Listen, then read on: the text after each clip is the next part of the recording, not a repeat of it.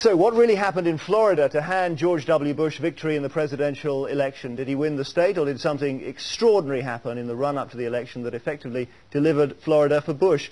Newsnight has now unearthed evidence that 22,000 black and mostly Democratic voters were excluded from the electoral rolls by the private company which compiled them. Has the U.S. accepted the degree to which its electoral system is broken?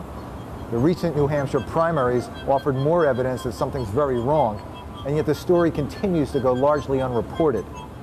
Welcome to Collateral. No, I didn't ask DBT to vote. They do what we contract them to do. We have a statute that says we have to have a private company to do this. We put it out for bid. They got the bid, and I think I'm done with this interview. Wait, well, let me just show you the contract, if I could, Mr. Roberts. Wait. It says here, right in the contract, that the verification is supposed to be done by DBT, that you paid them $4 million. Don't you, it could look to other people, don't you think, that you paid $4 million to purchase this election for the Republican Party?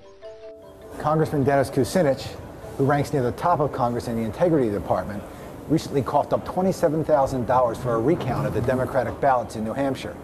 Kucinich is concerned about a discrepancy between the hand-counted votes, which favored Barack Obama, and the machine-counted votes, which favored Hillary Clinton. The recount is currently ongoing, but the basic problem with these electronic voting machines is that there's no way for a voter to know for sure that his vote was accurately recorded. What's worse, because the software used in these machines is the private property of the voting companies, public officials are limited in their ability to oversee the vote counting process. So not only do these companies make the machines, they also count the votes. But now in New Hampshire, apparently, several of the memory cards from these machines have gone missing. The memory cards contain the actual tabulations of the votes. No one can say for sure where they are, and some of the cards may have been erased already.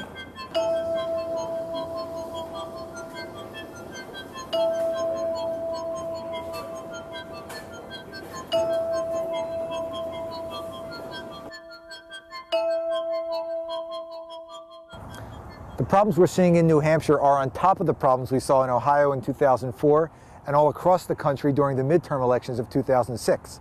And there were a host of problems.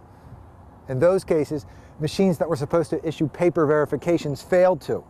Machines also incorrectly tabulated results. In other cases, accidental votes were cast which could not be undone. Voters watched incredulously as their votes were flipped right before their eyes. They would touch the screen to indicate one candidate and see another candidate on the screen.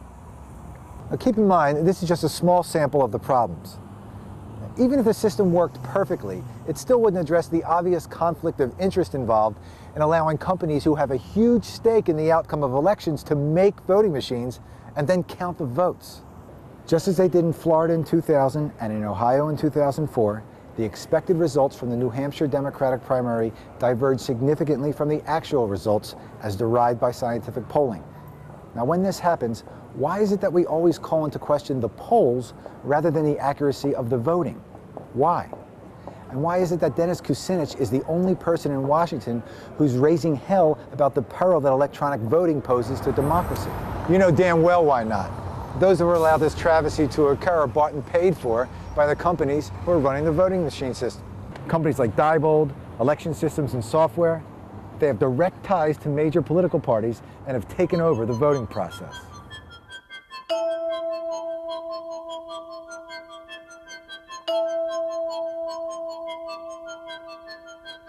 We live in a dying democracy, not a vibrant one. The normalization of electronic voting is just another nail in the coffin. Just before we filed this report, we learned that in Horry County, South Carolina, the voting machines failed, and according to several accounts, everyone was turned away. Hope to see you next week. In almost any other country in the world, if this had occurred, there probably would have been riots, there probably would have been military troops throughout the streets.